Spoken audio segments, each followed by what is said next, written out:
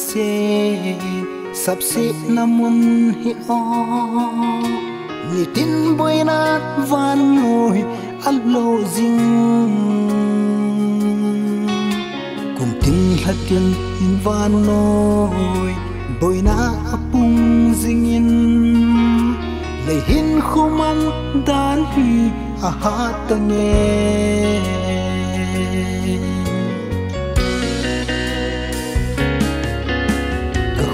dừng nào lấy xe sắp xếp namun hi o ni tin boy na van ngồi allo ding cùng tin hạt kiên in van ngồi boy na apung ding in đầy hin khuman dan hi a ha tange pakai nang lâu building kan nay po về pakai nang lâu viên bel ding dang kan nay po về nào mi te dia cái kisel nào pakai nahi nam tin dinga kadam nào pakai nahi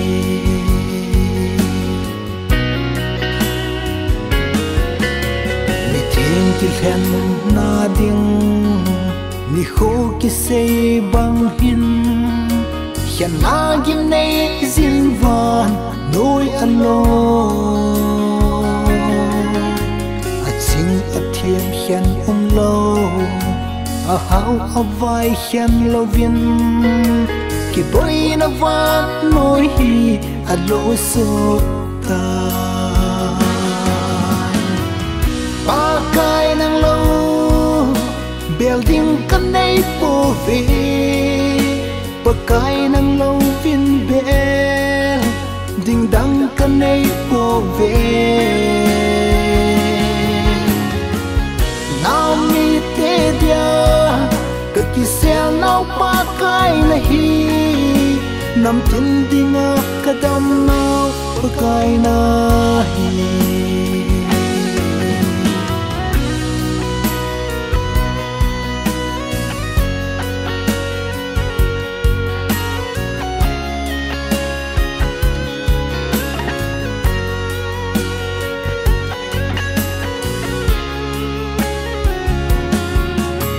ven ni tin pakai ko na o a hung hung zingin ni tin na thil so on thu a si zing ka sa poi ti ding koi ham ka he poi ti ding koi ham ngày xa lo va koi te thì mo chang đi pakai nang lâu building kan nay po về pakai nang lâu viên bel ding dang kan nay po về nào mi te dia cái kisel nào pakai nahi nam tin dinga kadam nào pakai nahi nào mi te dia cái kisel nào pakai nahi nam tin dinga kadam nào pakai nahi